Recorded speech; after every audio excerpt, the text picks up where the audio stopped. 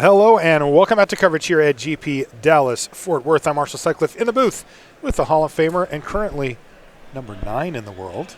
Not bad, Paulo Vitor Dominaria. Hello. And down in the feature match area, we've got Shuhei Nakamura playing against Sam Pardee. And since we're in the winning end part of the tournament here, well, that means that only one of these players gets to advance to day 2, as the loser of the match will have 3 losses and they will not get to play next round. So let's see who it's going to be, Shuhei or Sam. Sam's clocking in at number 17 in the world currently. And an interesting start here for Shuhei. 3 different colors of lands. And his big finish, Galarian Scholar. Yeah, a lot of flavor text there. Not coming out of the gates. No, he basically has 2 vanilla creatures for most scenarios here, a 3-3 and a 2-3. A good start for Sam in the sense of raw power level with Blackblade Reforged, but it does require a lot of setup, and it's not going to be really doing a whole lot for a while, especially if his turn 4 play is a Croson Druid. Yeah, and here the Homered Explorer is very interesting because every time someone plays it against me on Magic Online, they just mill me. And I don't think you should do that. No. There's so many ways you can get punished. Like, what if he just mills a Multani from Sam Pardee? Oh, God. For example, and... You know, you really don't want to do that. Unless your plan is to just mill your opponent out completely, you should just mill yourself. That's right. And Shuhei recognizes that, especially seeing black mana out of Sam Pardee. Cards like the Eldest Reborn can come into play. Just give your opponent too many options. Soul Salvage, of course, is a card that pops to mind. Meanwhile, Shuhei Nakamura is being aggressive here. He just played Garna on end step, now jamming, leaving up a lot of mana, though. Yeah, Shuhei is basically just playing vanilla creatures at all steps. He actually off has. the curve. Yeah. And 4 mana, 3/3, 2 mana, or 3 mana, 2/3, and a 5 mana, 3/3. Memorial to Folly, though, it looks like he activated it to get back. Well, I didn't actually see what he got back. oh, the Spectre, that one. Oh, okay. How about Urgaros with haste? Not bad. Hit ya. Not bad. And by the way, that's another reason why Shuhei decided to target himself with the Homered Explorer. He had Memorial to Folly at the ready. Yeah, for sure. Now, I think Sam Pardee has a Mountain in hand that maybe he wishes he'd played. Oh, if it gets randomly sniped here? Yeah, normally you don't want to show your opponent, you don't want to show your opponent your third color if you don't have to, but that card was in the graveyard, and Sam knew that this could happen. Okay, well, Sam does have Eviscerate to avoid death. He's not quite done yet, though. As Urgaros was going to just kill him next turn. And now Sam looking to try to stabilize on the ground. Yeah. Divination, though, for Shuhei. Doesn't put the nails in the coffin directly, but that can't be good news for Sam Pardee fans around the world. In other words, Matt Nass. Oh, I'm a Sam Pardee fan. Oh, I am too. Yeah. But we're impartial commentators in the booth, so. I'm also a Shuhei fan. Oh, so torn. Yeah. I like Shuhei also. Might have to let the Magic cards decide this one.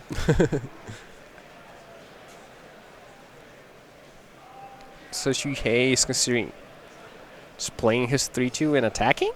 I'm guessing. Just Talad? I believe that's what he's at.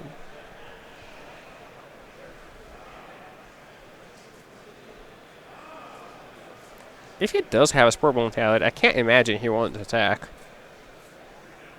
Because Sam can block individually any of Shuhei's creatures profitably, but everything else has to jump block. Yeah, Deathbloom Thallid in. That means every creature from Shuhei is lethal outside of the Scholar. Yeah, but then if the Scholar gets through, then the Spurble and Talad could die and make a Sapling, and then that will be lethal because the Scholar got through. So it's not a great situation for Sam Pardee either way. Yeah, really tough spot. That Blackblade Reforged looking pretty bad this game as it's just sat on the battlefield, not really doing much. So Sam's going to go for the double block to take down Garna. Otherwise, he's just losing board position. Land. All right, Croson Druid is going to put Sam Pardee back up to 13 thanks to the kicker cost. And boy, that actually helps out quite a bit. Yeah, if someone's going to do that, then I kind of like double blocking the Spurble and Talad the previous turn. You lose an extra Sapling, but you turn the 3/2 into a Sapling, which I think you're happy to do. It doesn't work if you're going to be at 1, but maybe Sam just didn't have that Druid in his hand at the time he made the block. Interesting chump block there from Pardee. He throws away a Sapperling to soak up 3 damage. But he kind of would like to have another Sapperling for next turn to double block the Deathbloom Thallid if possible. Well, I assuming he's just equipping next turn. Okay. That's probably what's going to happen, unless he draws something better to do. And then we're in that precarious position if you're Sam Party where you just hope that Shuhei doesn't have some way to interact with the creature. Oh, yeah, you hope Shuhei doesn't have basically anything. Anything, yeah. Oh, how about Rona? That's really, you do not want Shuhei to have that. Yeah. Yeah, that's just going to be a new Garna. Yeah, new Garna. On exactly. top of a 2-2. And he's just going to play it now and put it on the battlefield, pass the turn back to Pardee. Yeah, by playing it now, he gets back The Thallid. Well, not the Thallid. The Thallid didn't die. Oh, the sorry. crab. What was it? Oh, the Homerid Explorer. Yeah. Right. Is it not a crab? Is it a crab? You mean like creature type or just... I think it's a Homerid, right? Picture type? I don't know. I think of it as the crab for some reason. Yeah, Homerids are like lobster people is how I would describe them. Okay, so the crab. The crab's good, yeah. Okay. Although lobsters and crabs aren't the same thing. Well, I get some leeway because I'm not American. No, you speak better English than I do. You get no leeway whatsoever. Come on, man. Anybody that's ever read one of your articles is giving you no such leeway. I remember I showed it to a friend of mine. I referenced an article that you had written, one of my favorites, and he goes, "That guy's not a native English speaker." And I was like, "No, he's not." He's like, "That's really depressing." The guy's like a lawyer. It's pretty funny. Yeah, the situation is not really good for Sam Party here. He has a bunch of things, but none of them do anything. Wow, a lot of action hitting the graveyard there for Nakamura, but boom. Remember, everything has haste now. Can Sam barely survive this? Chump. But I mean, what's he even drawing too? We know he has Fight with Fire in his deck because we saw it in the last round he played, but... That mountain sitting in the graveyard. Ooh. Yeah, I mean, he's 2 mountains short of that, so...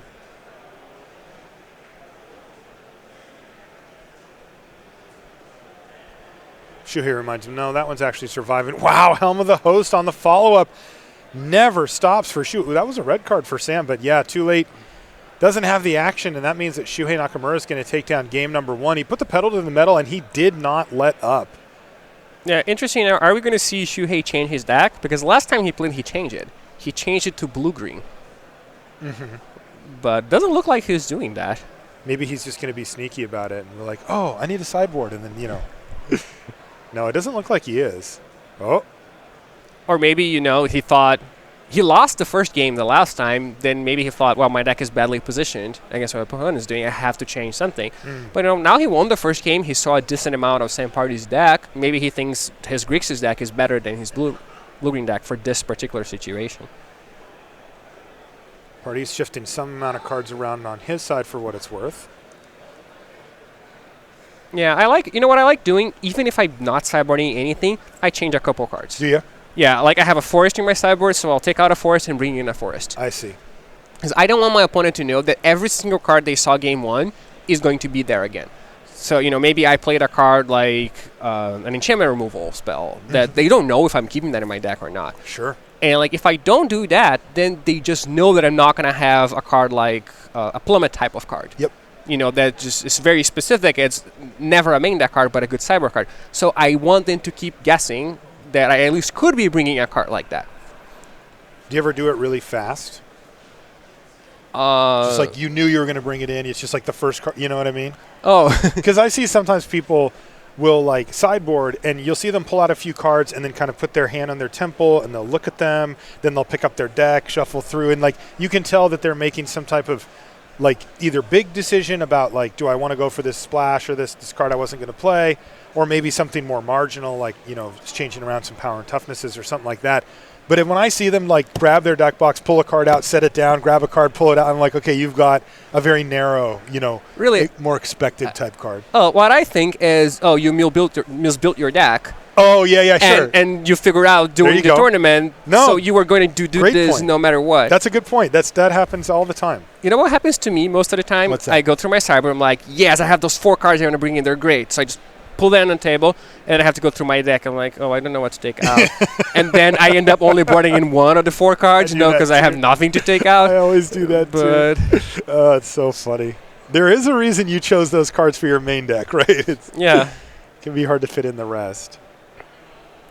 Yeah, it's funny because, in Limited these days, the level of the cards printed from top to bottom are much higher than in formats of the past. And it can be really hard to fit cards in that even look kind of good, that you'd think, I'd like to have that card in my deck.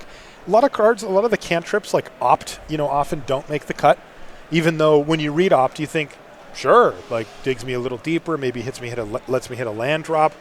Maybe you even have like a minor synergy with something else, just a few little bonuses. And then you just look at the rest of your cards, and I'm like, I'm not cutting a removal spell. I'm not cutting one of these good creatures. Yeah, I mean, we all have that friend who comes up with a better side deck than your main deck is, right? There was like, oh, which of those 2 decks should I play, white, red, or blue, green? We're like, well, they're both better than the deck I'm playing. That always happens. Yeah, there are so many good cards nowadays. It is weird. It is hard to fit everything in a deck. What do you think about Blackblade Reforged? We saw it come down for Sam Pardee early in the game and just never even get touched. Yeah, I mean, all we saw in the previous game was it killing Sam Pardee because it was stolen. So within Bolo's So it's stolen from him and done nothing and effectively been a mulligan. But it is good. It is a good card. It is a good late game card, yeah. I'm usually happy to have it, even if I don't have any legends, especially in sealed, because especially if you're a green deck, you have all those saplings, and you need something to do with them in the late game. You can't just have a bunch of 1/1s, and the blade will single-handedly win the late game if you get there. So here's Rona for no value. Yeah. Yavimaya Sapherd, though, for Sam Pardee looks pretty good. Ooh, tradesies? Oh, wow. Wow, Rona's going to block? He can do that? Goodness sakes. I guess Shuhei must have other stuff to do with his mana and just figured, I'm not activating this forever. Yeah, because he's definitely not, in any danger of dying there. And he just plays Cloud Reader Sphinx here. A card that looks pretty good against a Yavimaya Sapherd. Yeah, I love that card. Sphinx? Yeah. Me too. It's so good. That's a common. I mean, this is a powerful card for a common. Yeah, if it was uncommon, we'd never bat an eye at it. No. We'd think, yeah, that's an uncommon. Solid uncommon, yeah. Yeah, it's the power and toughness, especially the 3/4, really pushes it over the top. All right, Fight with Fire is going to knock down the Sphinx, though, and clear the way for 3 damage. Yeah, so now we're at the point already where the Rona only saves 1 damage by blocking. Well, I guess if you're not going to, you could just block again. Oh, and we see now why Shuhei Nakamura was playing that game plan. He used Soul Salvage to get back both creatures and replay Rona this turn. So he's on that value train. Ooh, but Caligo's Skin Witch is going to come down for Sam Pardee and force, well, it looks like just 2 islands are going to hit the bin for Shuhei, who already has 6 mana, so plenty. And there's Cloud Reader to set up his next few draws as well. I like how Shuhei's managing this game so far. Yeah, Sam Pardee hasn't done anything very impressive. Definitely Shuhei's cards have been better. And Sam just plays a land and goes? Yeah, that can't be good for him. Oh my goodness, Kazarov is at the battlefield for Shuhei. No mountains in sight, but it looks like Sam's out of gas. He just plays a land and ships it. Yeah, Sam's out of gas and out of motivation. Hard. Yeah, it's like, land go. It does kind of feel like he's at the end of his rope here. He does have Darigas in his deck, so that is a card that can win the game by itself. The Fight with Fire, unfortunately, is already gone. Stronghold Confessor is not what he was going for. Shuhei is going to activate. Oh, no. Is that an Icy Manipulator? Yes, it is. Oh, my goodness sakes. Shuhei's going to make sure to cast that first from his Rona. Then he's going to attack for 7 in the air. Yeah, now not even Darigas is going to do it. No. I don't think there are any outs in Sam Pardee's deck, unfortunately. No way. Yeah, Fight with Fire's already in the yard, and Sam just simply floods out. Nothing he could do from that position, and he extends the hands with 3 lands left in his hand, while Shuhei was kind of riding the value train from beginning to end there. And he is going to be on to day number 2. Sam Pardee's going to have to settle for a disappointing 5-3. No day 2 for him. Might have to make some other plans for tomorrow. Yeah. It's always tough. Come out to a GP, you hope for better. Oh, but yeah, for sure. then, at 5-2, you get paired up against the Hall of Famer Shuhei Nakamura. Things don't really go your way, and he's out. Yeah, it isn't far, but someone had to be out. And welcome back to the booth here at GP Dallas Fort Worth. Marshall Sutcliffe with Paulo Vitor Damarosa. Pretty quick round there, but we've got some more Magic lined up for you. So first, a short commercial break, and we'll see you right after that.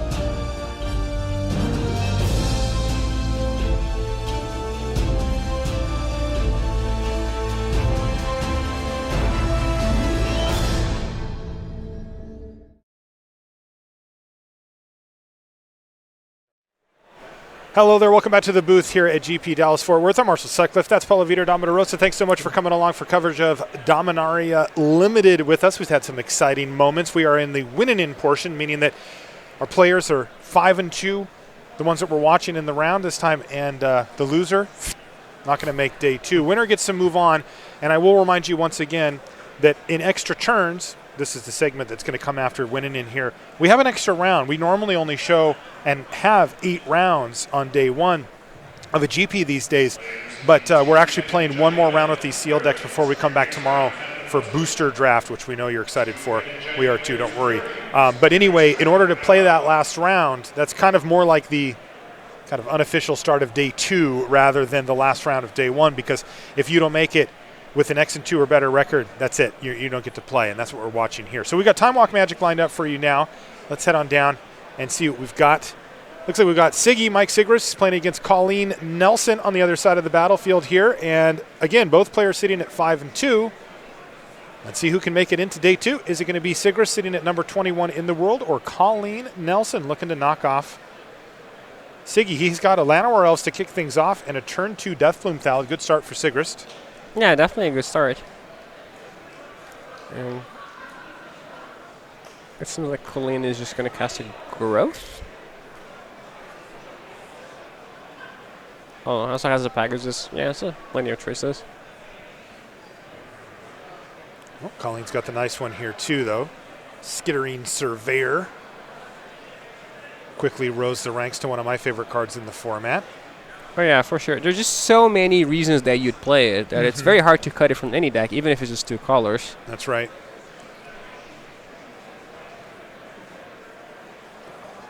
So Deathbloom Thal is going to come in, but Colleen says, yeah, no block. She did search up an island, though, so a 3rd color for her.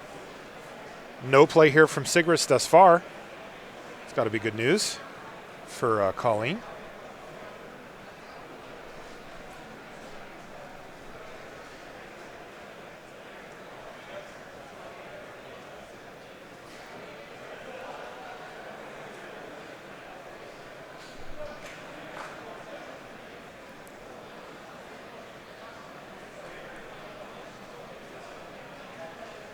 Pegasus Courser is the follow-up play for Colleen. Yep. That card's been a real problem for me. I keep drafting these green-black decks, and then they play that and just kill me with it. Oh yeah, those green-black decks have a lot of problems with flyers in general, and that is 2 flyers in 1, basically. So, wow, that is surprising to me. Wow, going for the double block, trading off the Pegasus Courser. Sigrist is going to be happy with that transaction. Oh, he's going to be thrilled. Yeah. He's not going to be thrilled about it. He's just passing the turn again. Yeah, I guess he's thinking, no well, at least I'm hanging on. Here's 5 mana, though, for Colleen. Oh, boy, Mana City over there. She's got Grow from the Ashes. So she's going to be able to untap and potentially play some real bomb-tastic stuff if she's got it. And this would be a good time to do so, as Sigrist is really kind of taking the last 2 turns off of casting spells, perhaps flooding out a bit. I saw Grun in hand for Colleen, so that's her minimum play next turn. What does Sigrist have? You got anything going, Siggy? It doesn't look like he does. I would recommend playing spells. He has Ariel that he can't cast. Slimefoot, okay. That's a pretty good one if you're flooded. Definitely. Can't quite make a token just yet, but he's getting there. Ooh. Yeah, she has Blast Light in hand, so she can deal with the Slimefoot if she wants to. And what did she draw? Teshar, or was that Shalai, perhaps? I believe it was Teshar. Okay. They do look very similar. They do. But I believe it was Teshar. All right, so she's not going to mess around. She's going to take Slimefoot and send him packing right now with Blessed Light.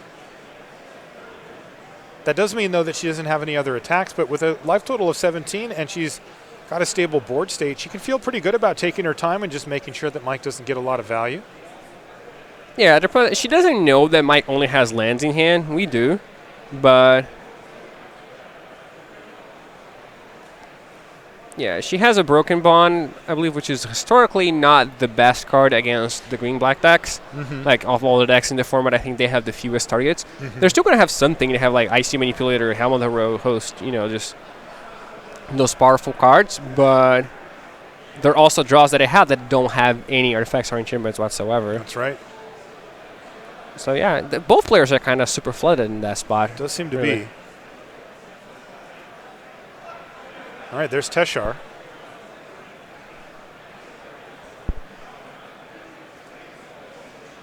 Yeah, she's waiting to play the Grun and be able to return the Pegasus. And Grun with Pegasus is quite good. Of course, you never get to attack for the full 20 with flying because Grun has to attack alone. That's right. But I think he... Oh, no, that's right. But it's still pretty good to attack for 10. So now we're going to see Grun, the Lonely King here from Colleen. Yeah, and there's Tachiova also that she just drew. Ooh, really? So we'll see if she wants to go for a more grindy type of game. She does have to play her last land to play that Grun powered up, so... Yeah, I kind of like Tachiova here. She's still not under any actual pressure, and she can get a significant advantage here by playing Tachiova, playing the land, and getting another card. Also, Tachiova tends to kind of feed itself. Oh, yeah, no, it's a great card. But at the same time, she's not under any pressure, but she knows that, Mike Series hasn't done anything, and splashing a color is very common in decks like this. So the cards in his hand, they could be all lands, but it could also be some bombastic card, like a Varigos, for example. That would be a very reasonable card to splash. So she doesn't know if she's fighting the clock here or not. Like, apparently, on the board, she's not, but she has to think that she could be. Because we know that even if Sigrid does draw his splash card, he gets to play Ariel, which is not nearly as good as what Colleen is actually doing over there. Yeah, Colleen also, I think, maybe forgot her Teshar trigger there from the... Oh, didn't return to Pegasus? Yeah, maybe she'll remember now, though. There we go.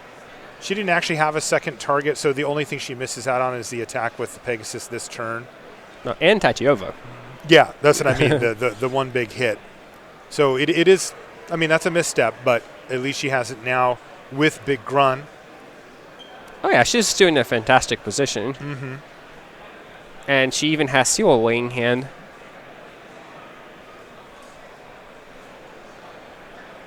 More lands. She hasn't missed a land drop since she's played Tachiova. That's pretty common. Yeah, that is usually the case.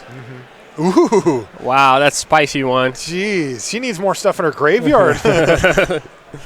Boy, oh boy. She needs some crabs. 13 damage in the air? Yeah, it is a 2-turn clock. Yeah, just kill him in 2 turns. And you're like, fine, I'll play Teferi. It does look like he has a Thallid Omnivore, though, so he can break that up a little bit. Yeah, that is true. Oh, she's not even playing Teferi. She's What? like, this game is so won that I don't have to show my opponent I have Teferi. Boy, I'd play Teferi. I don't care if you know about it. What are you going to do? Yeah, it is not the type of card that you play around a lot. Right. That I'll give you that. Maybe she has an instant she'd prefer to have an option on playing here. No, she that has. Verdant She Force? has Seawolf. Yeah, it is Verdant Force, but that is just too late. Yeah, way too slow and on the ground. And Mike has left himself with just the 1 mana available, so he can not die this turn. Yeah, he does gain 4 life a turn effectively with the Verdant Force. That's kind of interesting. But that's Grun not is a problem. Yeah. I wonder if Mike has a removal spell he can draw. If he can kill Grun the Lonely King, he can reduce that clock significantly. Well, he actually just has to kill the Pegasus, I think. Oh, sure, that too. Because if he kills Grun, then the Tachiova is going to get in. But Colleen's now going to run out to Ferry. Send that Verdant Force packing. 3rd from the top. Now she's going to pass the turn back. Nope. No more action there from Sigris. He finds a forest off the top of the library. And Colleen Nelson takes down game number 1. And we see again, Sigurd chose to draw. So for game number 2. So tries that it's been pretty common. Yeah, I think he did it for both, actually. Yeah, it looks like he drew in game 1 as well. Okay. Fungal plots now for Colleen. Could be good down the line. She's got all 3 colors on turn 3. That's always nice. Llanowar Envoy. Fine. Yeah, like a Not particularly exciting. poor Talid, the one that my Sigurd might play now. Spore Balloon. Yeah, he's going to go for Saproling Migration. No kicker. He's now behind on a land drop as well. Well, she's going to offer the trade. Colleen says, Cards in my creatures in my graveyard get me value anyway. Although, interesting now the Pegasus Courser comes down. That is the type of card that can pick up a 3/2 and get some damage in a pretty quick way. And we saw that Sigrist, A, has stumbled here, and B, had problem with flyers last time. Yeah, this type of deck usually does. Mm-hmm. But she doesn't want that quick clock unless she has something to follow up here. Well, kind of. Croson Druid. Not super exciting. Yeah, not a Teferi. Right. And Sigrist is so close. He's got 3 mana, maybe even 4 dying? if it's with the kicker. Well, he's close to being able to start emptying out his hand here. But he hasn't been able to find that land. Yeah, that is true. And Clean has a lot of things, but they're not that great. So he has some time. Still, Colleen's going to get in for 2 in the air and 2 on the ground for a total of 4. And oh boy, she's got a 6-drop. What is it? Oh, Sergeant at Arms with kicker. Fine. It's probably the best 6 drops you can see when your opponent starts tapping 6 lands and you have 2 lands. Yeah. But still. Nothing's good for you, right? But yeah, that's probably the least impactful that Sigrist could hope for. He's got to hit a land this turn, though. Oh, that's kind of a land. Really not quite, though, is it? Well, this one could just be another runaway. I mean, we've seen before that if the player who's a little bit mana screwed can find the lands, they can suddenly turn the corner and take over a game versus the player who's perhaps flooding a little bit. I think she's got 2 lands left in hand.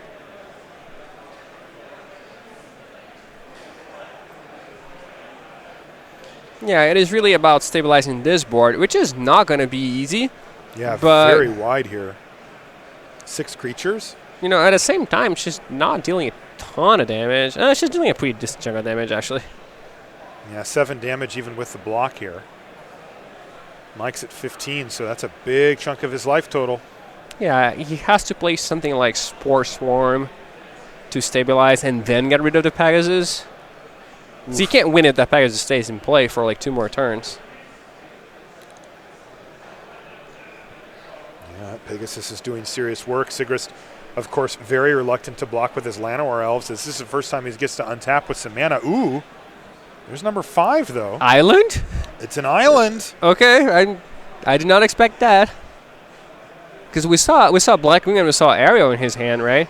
Mm-hmm. Is he going to go for a Icy Manipulator here? That seems unlikely. Right. He would just kind of die. Basically die. I'm wondering if he didn't have to block with that Llanowar Elves. You think he might have been priced into blocking there? It is 2 damage that you save. 1 now and 1 the following turn. But you do have to tap your Druid, so you're effectively only saving 1 damage. But it's still 1 damage. And when people are going wide against you, then 1 damage really matters. Sure. Whoa, it looks like she's going to take the foot off the pedal, though. Yeah, the question Attack for is, 3. do you want to sacrifice your Sergeant to deal 2 extra damage? And she chose no. I would have probably chosen yes. I think yes is the right answer. Because that puts him dead next turn. Right, just to the attack with the Pegasus plus any 2-powered creature. Yeah. Instead, though, she uses Seal Away to attack Sigrist's mana. Takes out the Llanowar Elves with it. Getting it while the getting was good. And Sigrist just has to pass the turn back again. I can't see how he's getting out of this now. Though she is out of gas. Yeah, he has to be Spore Swarm into removal spell here, I think. Well, he does have the ability to play that. But I don't think he has that. Yeah, he doesn't. Well, either of those, really. Yeah, so Sigrist, he spent the good part of the game just on 2 lands and effectively 3 mana. But once he found his 4th mana, he didn't even do anything. No. So. And this Pegasus has been overdrive, and that's it. Colleen Nelson defeats Mike Sigrist 2-0, and she earns that day 2 finish the hard way. You got to play against Mike Sigrist. That is no joke. He is one of the top players in the game on the top 25 pro rankings, 3 Pro Tour top 8s for Siggy, and she just mowed him down 2-0. So congratulations, Colleen. We will see you both next round and tomorrow. And Sigrist, tough one for you. We'll see you next tournament. We'll see you next tournament, unfortunately, for Mike. Now, it sounds like we've got a little more Time Walk. Ooh, yeah, let's get down there and watch even more Time Walk still in winning in here. So let's see what we've got lined up. Tiago Saporito, he's back playing against the Funkhouse, Andrew Funkhauser. And again, lose and go home, win and keep battling. Yeah, and we've already seen some of Tiago's deck. It's very interesting. It's a 4-color shenanigan thing full of legends and legendary sorceries. And, you know, some talads, some of each thing. But it's a type of deck that you look at it and you're like, okay, I'm 4 colors, no mana fixer. My cards are great, but if I can't play, then I'm not going to win. Mm-hmm. So Sport Crown Thalid actually traded off for the Knight of Dominaria, and it was a Rona follow-up here for Tiago. On the other hand, Andrew has your favorite card, Deathbloom Thalid. I do like it.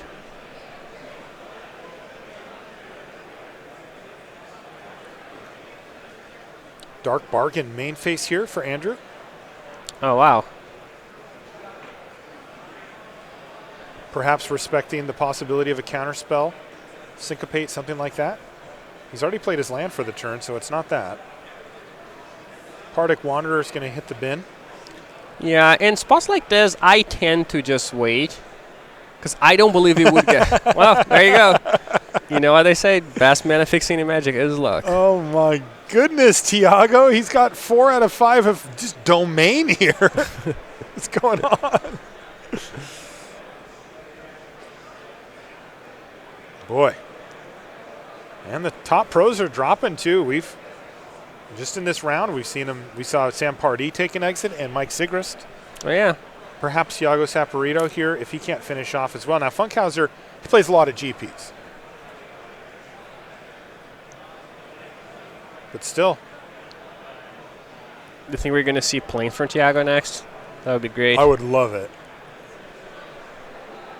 Yeah, so the reason Andrew played that bargain main phase is probably because he was looking for Mountain. Okay. And normally you don't care if it gets syncopated in a spot like this because you just follow it up with something. And the person would rather syncopate that thing than the bargain a lot of the time. Mm. But if you're looking for land, then...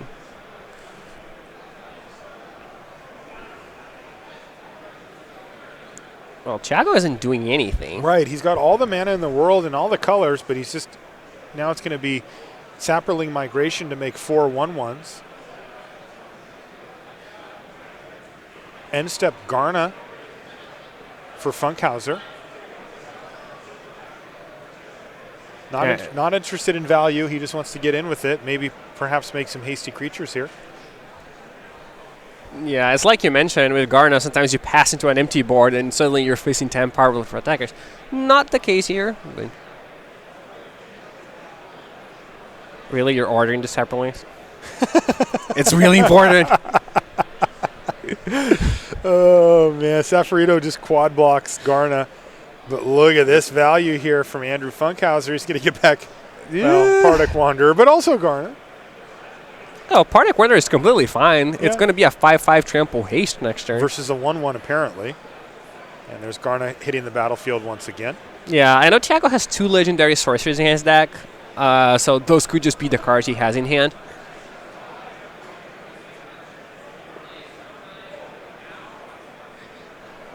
Better be a good removal spell here, Tiago. Is it Vicious Offering? No, it's Cast Down.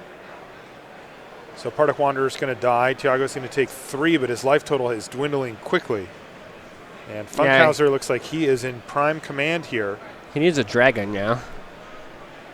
Double dragon, maybe? Yeah. Oh, goodness. The Mending of Dominaria reveals not enough, and Thiago Saporito, even though he ran pretty good to get his land colors and everything all lined up, just didn't do enough. And Funkhauser takes down game number 1. Yeah, Tiago again choosing to draw. Oh, I suppose if you have doesn't have a choice. A 4-color deck. Yeah. No, Funkhauser's been pretty good at hitting his lands too. He does seem to be 3 colors, and we haven't seen any fixing.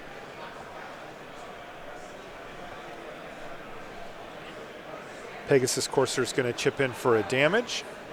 And let's see what Andrew has for his follow-up play. Well, it's not a bad one.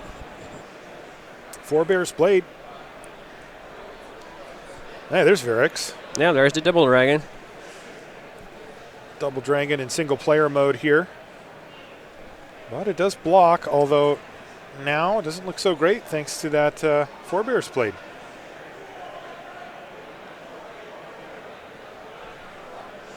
Knight of Malice. Post-combat for Funkhauser, but here's 5 mana from Saporito. Interesting that that was played post-combat, because it means there has to be an instant that Funkhauser could have played with those 2 mana. Yeah. Or he just messed up somewhere, because you really want to play this creature before you attack in case Thiago blocks. And the fact that he didn't makes me think he has something. In the meantime, the fireworks are flying here. Fiery Intervention to kill the Forebear's Blade. But Funkhauser has his own removal spell with Eviscerate to take out Varric's Bladewing and clear the way for 4 damage. Oop, Vicious Offering is going to kill the Knight of Malice. And now Thiago's starting to stabilize this board with Slimefoot, the Stowaway. He's going to be at 10 life. Maybe he can rebuild this board state, though, thanks to the Slimefoot. It is hard. The Pegasus just has to die here. Trust me, that's the story of my life.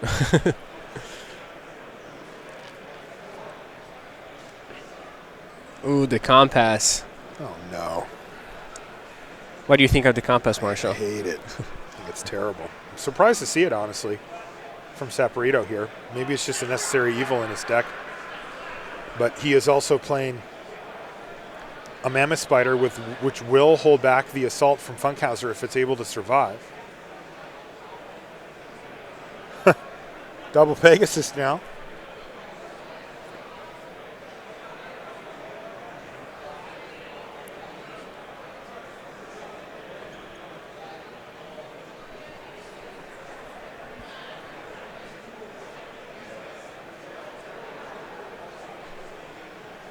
Okay, Thiago chooses to get back Fiery Intervention and not Vicious Offering.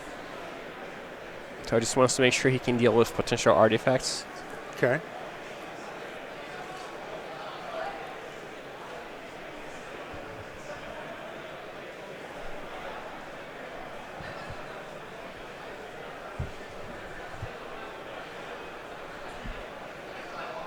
How about that card? Do you like it? Adventure. Adventurous Impulse? You know, we were talking earlier about cards that don't make the cut but seem fine. That's a good example of one for me. So it's like an opt. Exactly. For you. It's like an opt for me. Yeah. Every time I've played it, I think it's fine. I always think that about opt as well.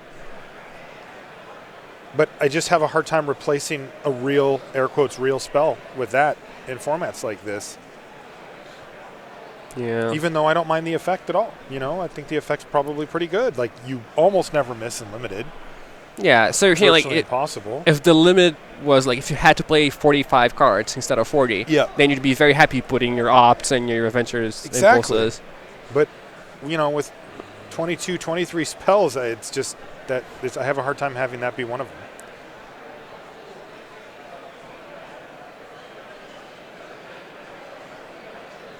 That is Ariel? No, it's Arvad. Arvad, okay. Yeah. Much worse. The worst one, yeah. Yeah. Not that Arvad's bad, but he is not on the level of Ariel.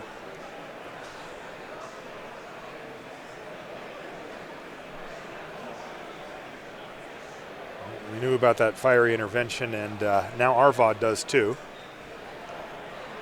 And Thiago's attacking. He's not dead yet. Still fighting. Oh, he's in a pretty great position here. Yeah. He's just making 2 2/2s a turn. And he can tap that Compass to make his list any color. So. Wow. Yeah. No, You had that in the same sentence as him making 2 2/2s per turn. Did you know that he gained life? He did. Yeah. 3. 3 of them. Yeah. Well, you know, he doesn't actually have any blue mana yet. It's true. It is so fixing. But couldn't that have just been an island? It could. But what if he didn't have any swamps and had the island You're instead? supposed to say, but islands don't gain you 3 life. Also that. Oh, goodness sakes. And if you still like Tempest Gene, they don't pump it. Well, actually, that thing pumps it. It does, yeah. Secret style. Oh, man. That is a lot of mana for Saporito, but Slimefoot the Stowaway acting as a nice mana sink here. Yeah, especially with the Sport Crown. Oh, yeah.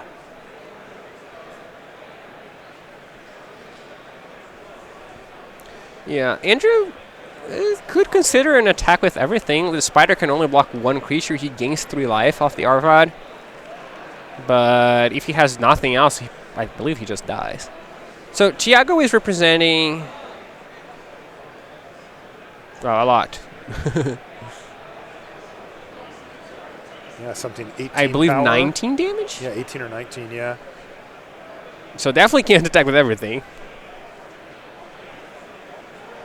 But if we could kill that Spore Crown Thallid, Yeah.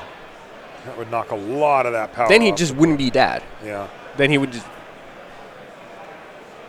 Spore Crown fell relatively fragile, just a 2/2. Yeah, maybe he could really use some 3 life spells. Oh, how about Ansara's Wings? Oh wow, that did not target Arvad? What the heck? Well, I guess he wants to give it +2/+2 because Yeah, it it's also gets legendary. Vigilance. Oh yeah, good point. So that is better to diversify that out. This is a trade here, Mammoth Spider for Arvad.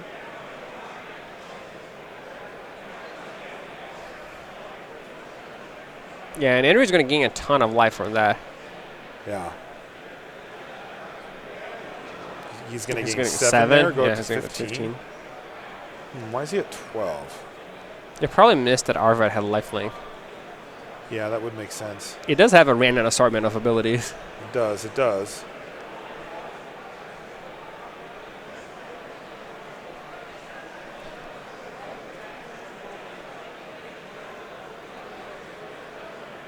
But this is time walk, so we can't go back and change it. We'll see if the players notice it. Yeah, it's probably just visual, Yeah.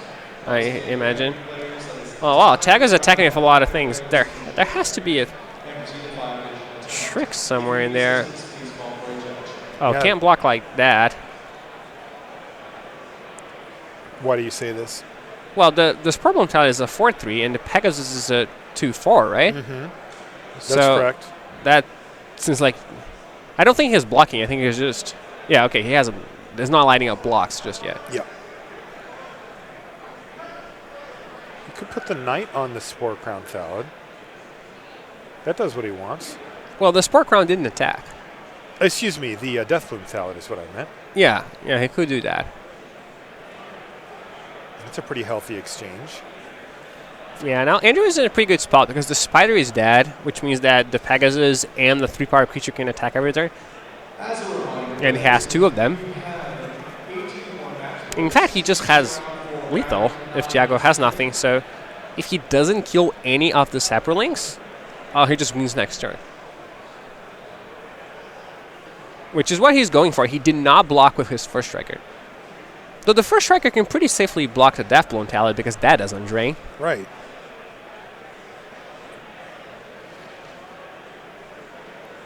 So if Tiago has nothing, I believe he's dead. If he has anything, he wins. Even a way to just kill one of his Saprolinks.